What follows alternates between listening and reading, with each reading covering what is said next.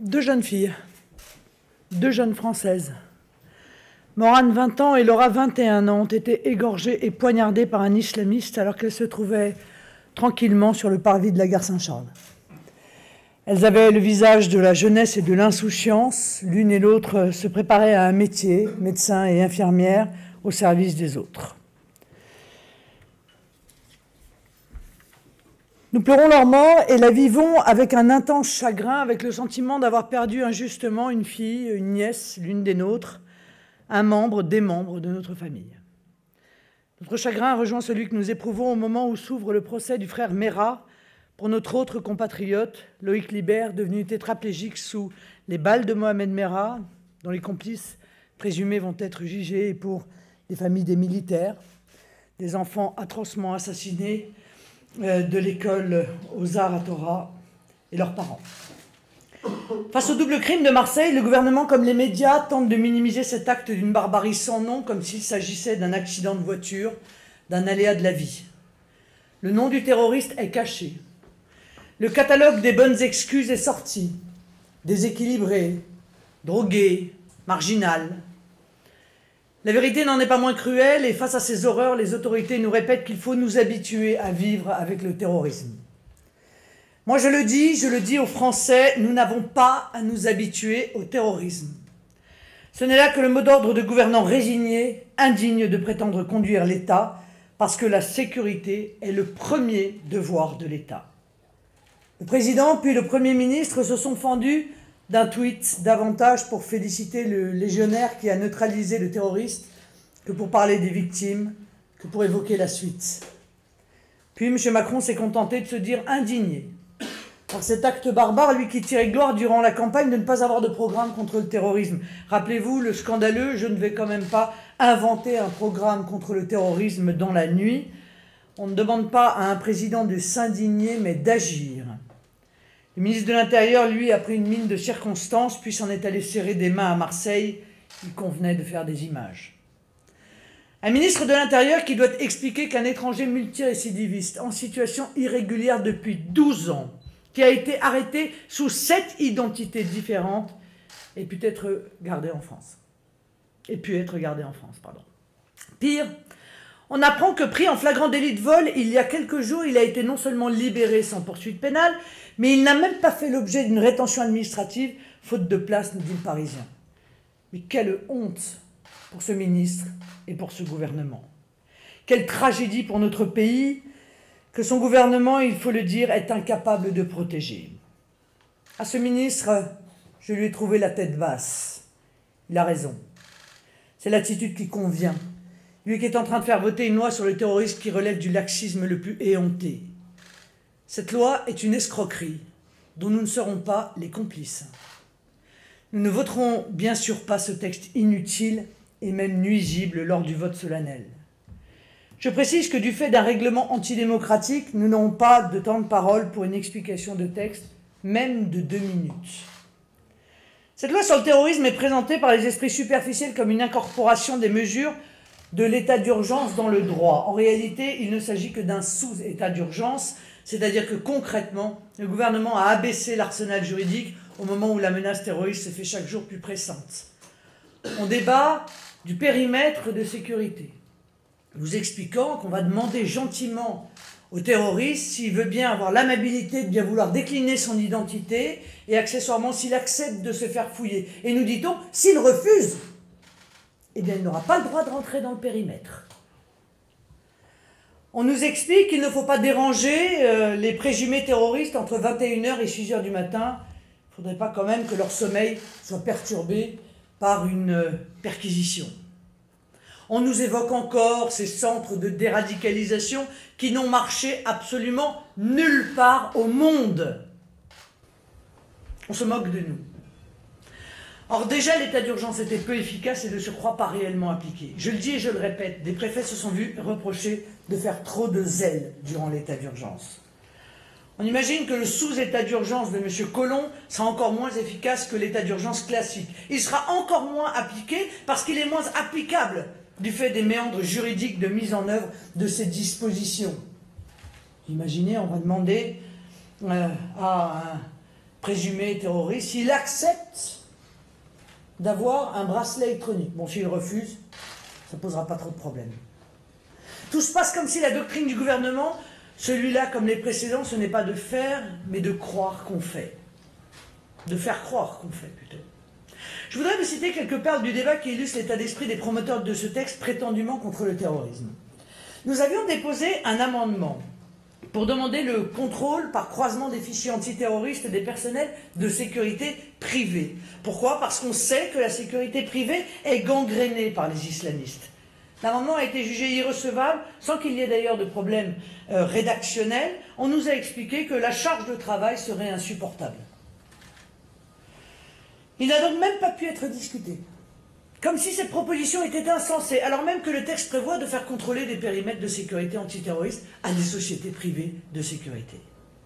Nous avions demandé que soit dressée la liste des organisations terroristes, ce qui aurait permis de poursuivre pour intelligence avec l'ennemi toute personne liée à elle en vertu de l'article 411.4 du Code pénal et de les condamner jusqu'à 30 ans de prison.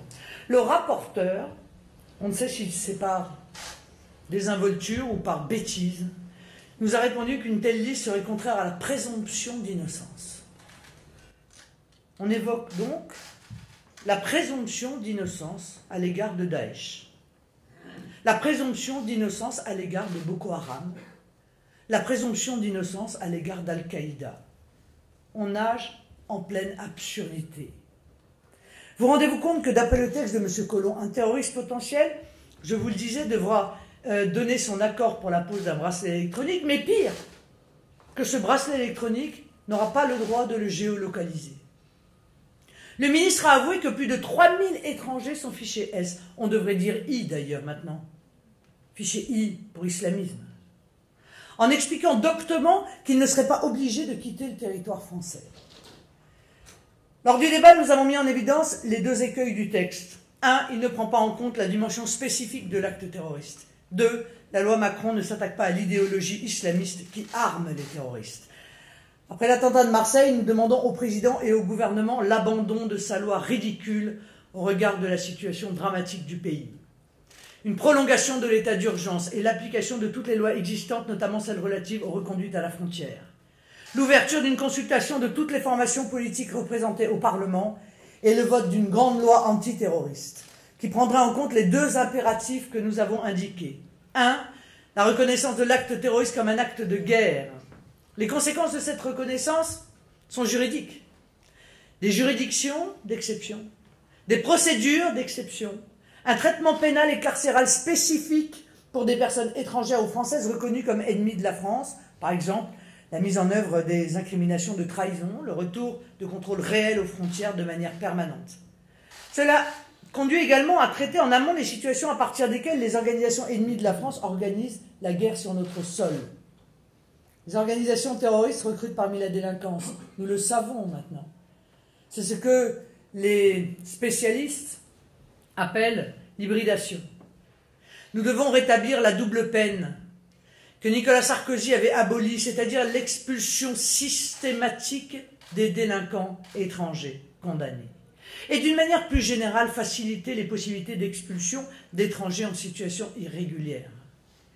Les organisations terroristes tirent parti de notre laxisme en matière de naturalisation, avec des accès à la nationalité qui relèvent de l'implantation de djihadistes chez nous.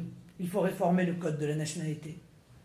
Les organisations terroristes tirent parti de notre laxisme judiciaire. Il faut revoir la procédure et les peines pénales, notamment avec le retour des peines planchées. Les organisations terroristes tirent parti du système carcéral, qui fait de nos prisons des bureaux de recrutement de Daesh, des universités de l'islamisme. Nous demandons une grande réforme pénitentiaire. Les organisations terroristes tirent parti de l'immigration. Il faut un moratoire sur l'immigration et tout particulièrement de la folle politique des migrants. Les organisations terroristes tirent parti des faiblesses de l'Union européenne. Nous devons sans attendre renoncer à Schengen et rétablir nos frontières nationales. La reconnaissance du terrorisme comme acte de guerre devrait impliquer des changements de politique en matière militaire et diplomatique, avec par exemple la mise en cohérence de nos alliances militaires et politiques ou la recherche d'alliances ou de partenariats privilégiés avec certains pays. Je pense aux États du Maghreb qui sont directement aujourd'hui visés par le développement des djihadistes. Deuxièmement, l'éradication de l'islamisme. La grande loi sur le terrorisme doit avoir pour objet l'éradication partout et sous toutes ses formes de manifestation de l'idéologie islamiste. Cette idéologie politico-religieuse qui a programmé notre asservissement et nous fait la guerre. Et dont l'ex-procureur antiterroriste Alain Marceau dit qu'elle gouverne aujourd'hui plusieurs villes en France. Il a raison. La situation est bien plus grave que ce que peuvent imaginer les Français.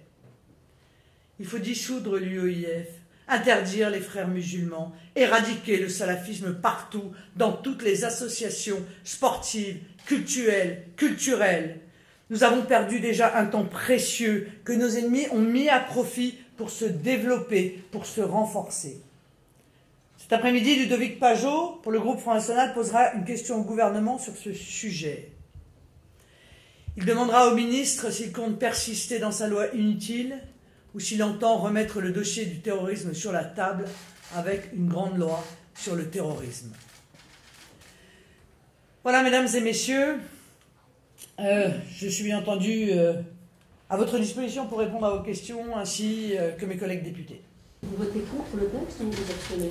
Oui, nous allons voter contre le texte, car ce texte est inférieur dans ses effets à l'état d'urgence.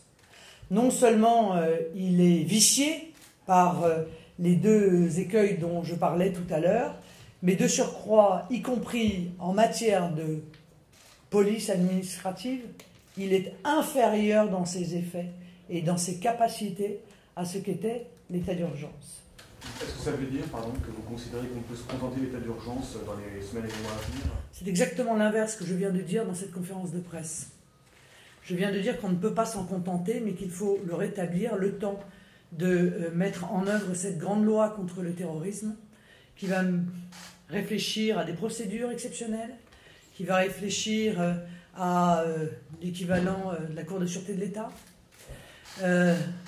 et à des systèmes d'incarcération qui sont spécifiquement dédiés aux islamistes terroristes. Merci beaucoup.